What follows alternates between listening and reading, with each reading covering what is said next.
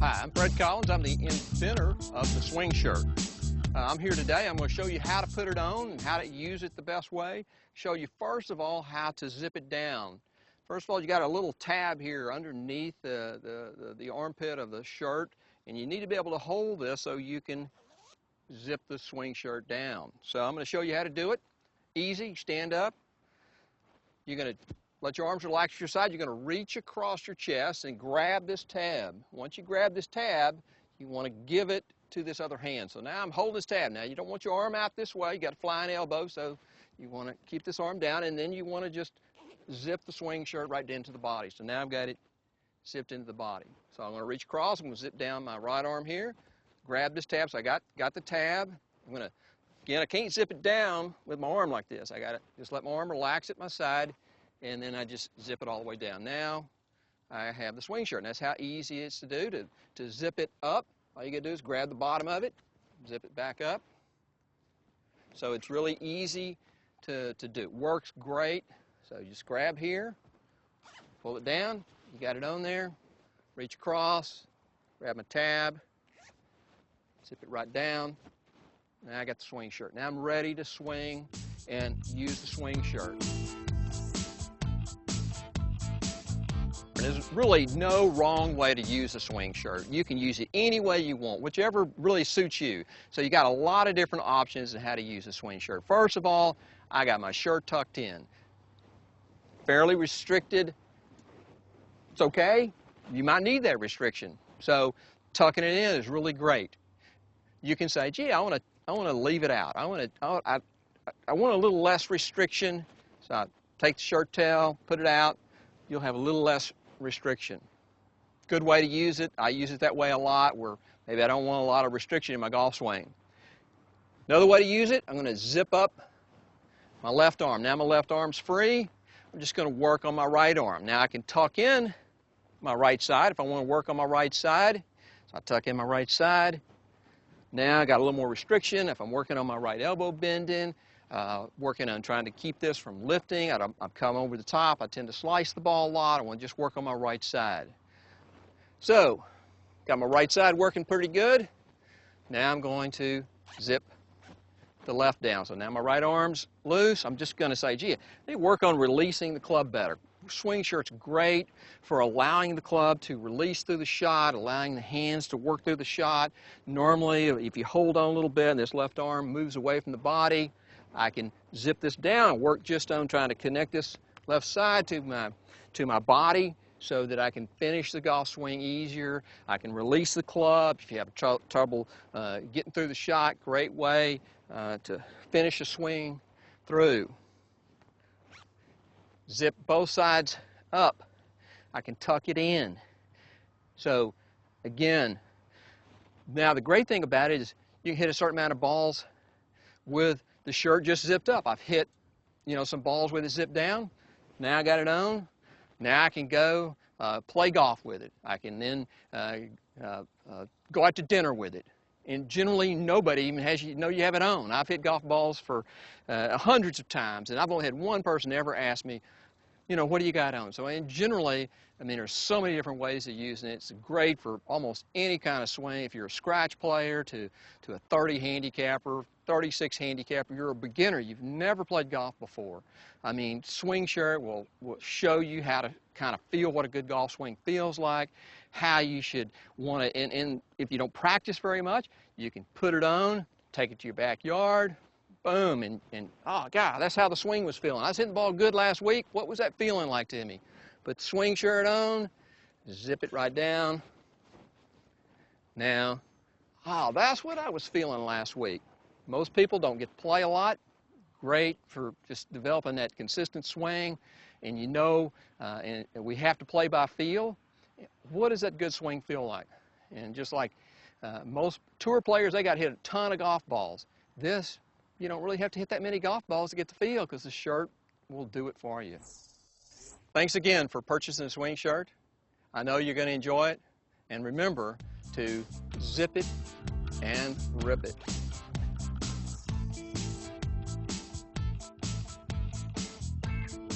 Okay, it's my pleasure now to introduce two good friends of mine, two great teachers. Going to give you a couple of tips. Jim Hardy and Chris O'Connell. You know, the great challenge of a golf swing is twofold. Number one is to take two motors, your arms and club motor and your body motor, and get them tied in together so they're operating together and efficiently. The second great challenge is to understand the two aspects of a plane. We're playing a side-on game, which means we're standing to the side of the object we're going to hit, means that we've got to go in a circle. The second challenge is the fact the ball's on the ground and we've got to have enough up and down or down, under, and up to get the ball off the ground into the air. Now, the swing shirt, and I've got the sleeves zipped down, is going to assure the fact that my arms are now tied in with my body pivot. Now let's look at what happens to the two challenges of the plane. Number one, I've got to pivot now with my arms tied in, which will take care of the circular nature of the golf swing. But since my arms can't excessively go up in the air anymore, how do I take care of the fact that I need to still have a plane that's going to hit down, under, and up? That's pretty easy. That's just by bending over some. By bending over some, when I make my pivot, the club still goes up and down as it goes around me. Now, how can you tell which one of the two things in a plane that you need the most? If you're digging and chopping and hitting sky balls too much, if your golf swing is what we call too narrow, you look too much like this, good for you, you've got your arms tied in, but you're too choppy, too steep, that's your signal. You need to concentrate more on the pivot of the golf swing. Your arms are now tied in, but you need to get a better pivot with your body so the club all of a sudden starts swinging wider because of the pivot instead of so narrow. Now, if you're just the opposite, you're what we call too sweepy.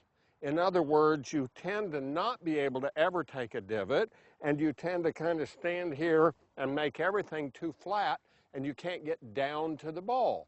You're that golfer that needs to concentrate with the sleeves zipped up, that when you pivot, you need to be bent over enough that that pivot now allows the club to work up and down and back up again as you turn. So find out which golfer you are. Are you the golfer whose swing is too sweepy, or are you the golfer whose swing is a little too choppy? I like to tie some of these instructional tips into actual ball flight. And I'm going to talk about one that's the dreaded shank. Now, the shank, first of all, is hit right here on the heel of the golf club. And the shank is usually caused when the golf club gets too far behind me, it will go too far in front of me. And when it goes too far in front of me, it hits right on the shank. I need to get the golf swing a little bit more up and down. There's two things you can do that will help you. Number one is to bend over a little bit more so you can get the swing up and down. The second one is alter how your sleeves are zipped. I would, if I were shanking, suggest that you unzip the right sleeve but keep the left sleeve zipped. You see what you're doing, and I'll unzip my left sleeve here for just a second, maybe. There we are. What you're doing is your golf swing has gotten too flat. Chances are your right arm is tied very close to your body, but your left arm has all of a sudden gotten away from you. That golf club is now too far behind you, and it's going to come out here too far in front of you, leading with the shank. So the worst thing you can do is have the right sleeve zipped and the left sleeve not zipped. Reverse it. All of a sudden unzip the right sleeve, but zip up the left sleeve, so when you do, that left sleeve is now tight to your body, and it can't raise up here out away from you. So when you bend over a little bit, the left arm comes closer to you, the right arm is a little bit free, and can now get the club more upright, if you will. That club's not going so far behind me, and that club won't come as far in front of me, and you'll get rid of your shanks. Let's talk about you golfers that are hitting the ball too much off the toe of the golf club. Someone who's hitting too much off the toe of the golf club usually has the club going too vertically in the air. Now, when that goes vertically in the air, it didn't get very far behind me. In fact, this golfer right here, it didn't get it behind them at all. It's just right over the top of their head. Now, a club that's not going to get very far behind me isn't going to go very far in front of me. There's not enough around motion. There's not enough a club behind me and a club in front of me in this golfer's golf swing. It's all up and down in front of them. So you can adjust how you're going to use the sleeves of your shirt to get the club to swing more around. First thing you can do is get both shirt sleeves, tied down and concentrate on a more decided pivot in the game, even if you stood up just a little bit, that can start to get the swing more around. As the club goes farther behind you, it will come more in front of you, and you won't hit so much off the toe. The second way you can do it is leave the right sleeve zipped down and unzip the left sleeve. When you unzip the left sleeve with the right sleeve zipped down, your left arm is now free to let the club go quite a bit around behind you. That can become excessive. If it becomes excessive, just zip that sleeve back down. But that will certainly let the club swing more behind you, which will let the club swing more in front of you, and you'll get rid of those toe shots. Okay, let's talk about you golfers whose golf shots go too high. Now, to hit a ball too high is when you all of a sudden have too much angle down, under, and up. You're either chopping underneath the ball and it slides too much up the club face, or you're scooping the ball and keep scooping it up in the air. You have too what I call narrow of an area along the bottom of the swing. We need to get it wider. For you, you need to get both of these zipped down, so your sleeves are zipped down, your arms are down to your side, and you need to concentrate on not only the pivot, but it's okay if you even slide your head and upper body a little to the right, and then make sure you come through on the left. This will bring the ball down because it will create a longer bottom to where the club is swinging more on a level angle through the ball, which will send the shot lower. It's also an excellent way to learn how to hit punch shots, or what we'd call three-quarter shots, is when the swing starts getting shorter but wider on both sides of the golf ball. You'll start to get a penetration into the back of that ball and send that ball a lot lower. Golfers who are hitting the ball too low, you golfers are lacking enough down, under, and up to make the ball move up the club face to get it in the air. Chances are you're either swinging up at the golf ball or you're swinging too sweepy along the ground. Either one of those will hit the ball too low. If you're swinging up in an effort to try and get the ball into the air, all you're doing is hitting the ball on the bottom of the golf club while you swing up, and the ball stays along the ground. So what we want to do is teach you how to get down, under the ball, and up. For you golfers who hit the ball too low, especially say with your hybrids or fairway woods or long irons, you have a difficult time getting the ball up in the air. There's two reasons that you would hit the ball too low. Number one is your swing has gotten too sweepy. The club is traveling along the ground so much with such a wide bottom down here to your swing that the club just keeps hitting the side of the ball and sends the ball low. The second reason you'd hit it too low is because you're trying to help the ball in the air and you keep swinging up at the golf ball. this way. And when you swing up at the golf ball, you hit on the bottom of the club and the ball goes too low. Well, let's talk about fixing those two problems. You need to start getting the bottom of your swing more down, under, and up in order to, when you hit down, to get the ball to slide up the club face. When I hit down, the ball will come up. So I'm going to hit down under the ball and back up. I'm going to get a narrower bottom. Now, how do I do that? Well, I'm still going to keep my sleeves zipped down so my arms are down against my side because I want my two motors in sync with one another, but I'm going to bend over a lot.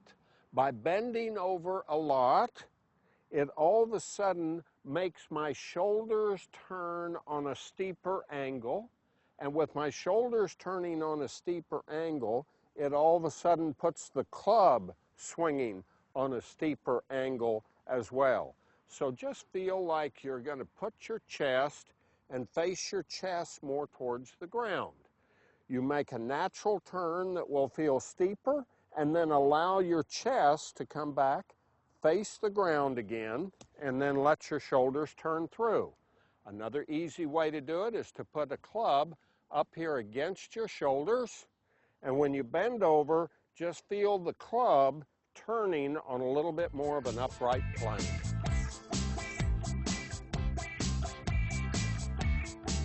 I've got a great drill for you with the swing shirt if you struggle with your wedge game. So many of us with our wedges tend to take too much divot, and sometimes we trap the ball and it comes out and it goes a long distance, and other times when we come in on that steep angle, it actually slips up the face and it goes high and short. So our launch angle's different, our spin's different, and our distance is different. So with wedges, they're not hard to hit straight. What you really want to do with wedges, you need to get the distance correct. The best wedge players in the world have what I call as a wide swing bottom. By a wide swing bottom, it's just where the club is actually traveling more along the ground. A narrow swing bottom would be one where the club is coming down, it's on the ground for a short period of time, and then it's wanting to come back up the other way. The best wedge players are very wide and sweepy. Now, how are we going to get that wide swing bottom? We're going to do it with our swing shirt, and we're going to zip both arms up. I'm going to zip them all the way down to the bottom, because what I'm trying to do here is I'm really trying to get my arms tied into my body and so they don't lift. If I take a couple practice swings, you can see how that golf swing gets looking very, very flat, which is the best way to hit wedges. The best wedge players are more rounded, flatter golf swings, because that's going to get the club just scraping the ground. I want to hit down on it, but I just want to hit slightly down on it. People that struggle with wedges are more up here lifting their arms. So I'm just going to zip both arms down to the bottom, and I'm just going to let the arms stay tied to the upper body, and the whole swing's going to feel flat, and I'm just going to scrape the ground. Let me show you how that's going to look face on for your wedges. I'm going to keep both arms zipped down. The arms, upper arms are going to stay tied to the body. I'm just going to let the arms swing around the body and just scrape the ball off the ground. That'll get your wedges to fly lower with more spin, and your distance control will be so much better with that club coming in with that wide swing bottom versus when we get that narrow swing bottom, sometimes with that much loft, the ball slips all over the club. Another drill, if you tend to hit the ball far with your irons, but you don't feel like you hit the driver all that far. If you don't hit the driver all that far, you're not hitting the driver solidly. What you have is too steep of an angle of attack, and you might also see balls on your driver face that are hit high on the club face. Might even have a few what we call idiot marks on top of the club there. So what you want to do is we need to get a flatter golf swing. Your driver is your longest club, which is going to require your flattest golf swing because you're standing the furthest from it. If you tend to not hit the driver as far as your irons, that driver swing is on too upright of a plane. So what I've done with my swing shirt, I've zipped both arms down, which is going to not let me lift my arms at all, and I've got it tucked in here pretty snug because that's going to force the arms to work more around the body to where the whole golf swing is going to feel really flat for you. But the flatter golf swing works better with the driver. So what I'm going to do, I'm going to demonstrate there. It won't let me take a full swing. It's just going to keep my upper arms tied into the body. it'll be more of a rounded looking golf swing. So what this is going to do, it's going to help you if you tend to hit balls high on your driver face and sky the ball. That flatter golf swing, instead of having that driver that's coming down and chopping too much, is going to get the driver to come in on more of a level angle. You'll hit the ball more solid, and now you'll hit the driver the distance that you should. I want to talk to you about a drill that cures both a slice and a hook. Now, how can that be? We don't, as golfers, both slice and hook. Sometimes we think we do, but we're either doing one or the other. If you hook, you also push. If you slice, you also pull. Let me talk to you about the slice golfer first. What I want to do is, actually with the slice golfer, I want this arm here to be tight. I want to zip that one all the way down.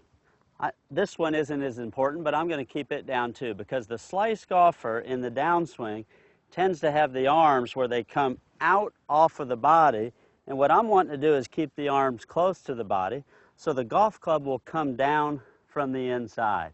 What I don't want is the arms, the upper arms, actually separating and going out away from the body. So I'm going to zip them both here tight. I'm going to tuck it in too, because I want to keep my arms tight to my body here. And I'm just going to make some practice swings where I can feel how the upper arms stay tight across my body. This left arm's just going to stay right across my chest. The upper right arm's just going to stay kind of on the side of my body. I'm not going to let it come out in front. That will deliver the club more from the inside. Let me hit one for you there, and you'll see my arms won't go out. They'll actually come down from the inside, and I can draw the ball. Now let me talk about if you draw too much, if you hook the ball too much. If you hook it too much, you're actually coming down. You're coming from the inside. Great. You need to return the club to the inside. The person who hooks comes down from the inside and then swings too much at their target instead of letting it come around over here. So what I'm going to do, I'm going to keep that one zipped down, but I'm actually going to loosen this left arm, because what's happening with the person that's hooking is the left arm isn't moving enough. It's staying stationary, and the right arm is going around the left arm, which closes the club and hooks it. What I want to do, I want this arm to be free, and I'm going to let my upper arm move, and you can see when I come down into the impact area, I have a letter A with my upper arm and then the seam of my shirt there. I actually want to close that gap, and you can see how that club doesn't close. It actually stays square to my plane. Versus what's happening with the person that's hooking, this arm's stopping, the right arm's going out and around the left arm, which closes the club. So I want this arm to be free so I can let that left arm swing back behind me so I can get the golf club to come from the inside, but then return back to the inside. Let me show you how that would work.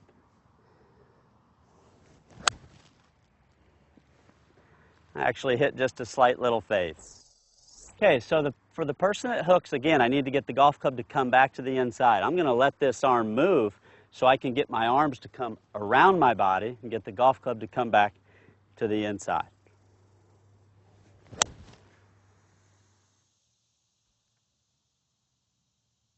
Now for the person who slices the ball and wants to deliver it from the inside, again, I'm going to zip both of my arms all the way down, because I don't want these arms coming out off the body. I want the upper arm staying close to me so I can get that golf club to come down from the inside. And there I hit a nice little draw.